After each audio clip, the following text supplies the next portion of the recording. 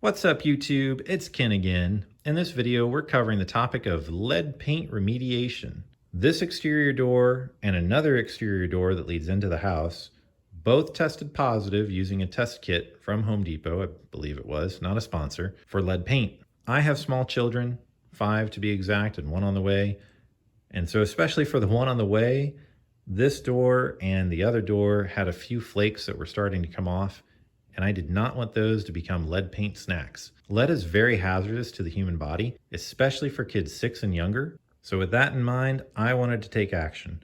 I also was on a bit of a time crunch because the carpet that's on the porch behind the store is getting replaced in about a week. So I needed a solution that was pretty prompt. Now, the door that you're looking at has actually been repainted, and I'll just walk through the different options I felt that I had. Number 1 was complete replacement of everything, including the trim that also had lead paint. That would be a very expensive solution, and I don't think I could have done it in the time that I had.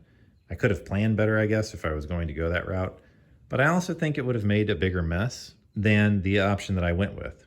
And I do think that that's something that's important to note. With any hazardous materials that you're working with, sometimes it is better to just encapsulate. Down the road, when my kids are older, I could choose a different approach, and maybe at that point I will replace the door. But cost being a factor too, the solution I chose was about the cheapest route that you can take because I was doing it DIY. Number 2, I've seen gels that you can put on the doors to strip the paint, and it almost looks like a paper mache project where they cover the doors or the surfaces that need to have the paint removed, and then a day or so later they peel it off and it's just been all stripped away. Maybe it's safe, and that might be a better way to go. I just didn't do enough research to factor that in for myself.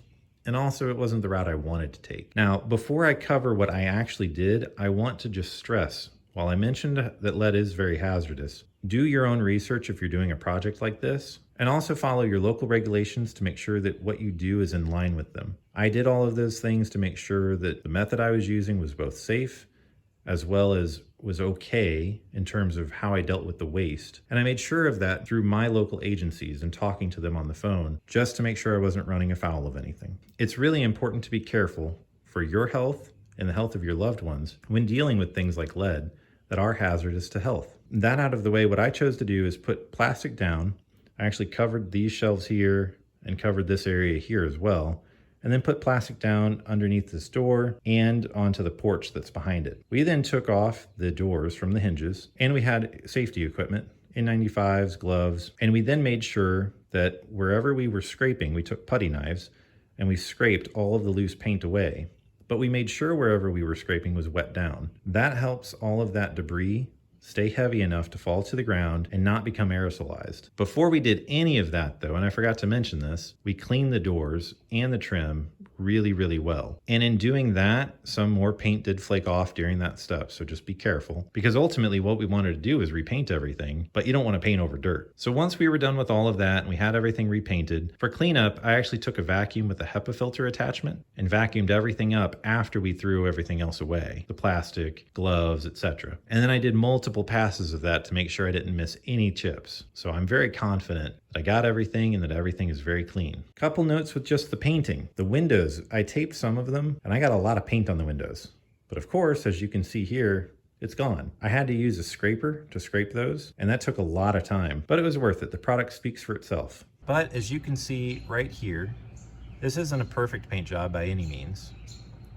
Or here, or here. And while I went ahead and repainted the stoop, I didn't do extra work like removing this crack and refilling because this actually had lead too. So I want to stress that my main strategy was to minimize the dust and the debris that would have been caused by just focusing on the loose stuff and not worrying too much about the end result. The thing is, with home improvement, any little thing that you do adds up. So going for the best solution sometimes isn't necessary, and it's important to not let the good be the enemy of the perfect. One nice little feature now, this door had a really hollow clunk, and now it has a nice solid thunk. I love it. I go in the garage all the time, so that's my jam. For the paint, I did use a really high grade Sherwin-Williams Emerald quality paint. I'll flash that on the screen. This right here. Where I'm at, it was 90 bucks on sale, 30% off. So just bear that in mind. That was the biggest cost of everything. The plastic sheeting was 20 bucks. I already had the scrapers, and everything else was pretty nominal. And magically, it's daytime. Quick post-edit note, the paint that I used, and I confirmed this with Sherwin-Williams, this paint is not encapsulating paint. I had started with using this lead defender paint that I got from Home Depot, but it didn't look like it was applying well to the surfaces. And so I stopped, like I said, pretty much immediately and switched over to the Sherwin-Williams, which I knew would apply better, and it did. This isn't a knock on this product. It is about 2 or 3 years old, so that might be part of the problem, but it didn't work for my case. Now with that in mind, I called my local health department, and the gentleman I spoke with basically said it's completely fine. This is not encapsulating paint, granted, but it does the job without any issue, and that is covering up the paint chips. One thing to note though, because these are doors, there are friction areas, like in the door jamb, and that ideally would be covered with something, maybe like a window and door sealer, like a product, not a paint, that would avoid the painted surfaces from coming in contact with each other. Just holding my hand there so it'll focus. But as seen right here, and even a little bit here. Now with that in mind, I don't know what products would be good for those areas that line the perimeter of the door.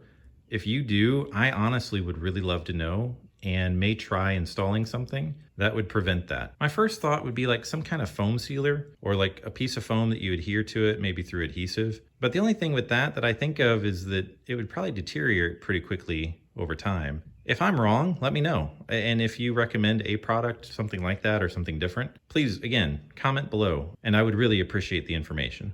All right, nighttime coming back up. This, I think, is as cheap as I could have gone. And I'm really curious for those out there that are experts, how'd I do? What do you think?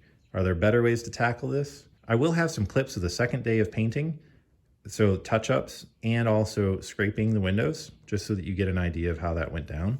But I'll go ahead and roll the outro now for those not wanting to stick around. Just as a reminder, if you do like this content, please give it a thumbs up. Please do consider subscribing so that you see future content. I'm actually going to cover those shelves in a future video and how I built them. I absolutely love them. They were an inspiration from another YouTube video I watched years ago. And yeah, I have a lot more things in mind that I want to share with all of you. And again, please do remember to share your comments down below. With that out of the way, let's roll the relaxing film of me painting and scraping. Thanks for watching. I'm gonna try and keep you guys in the shot here if I can.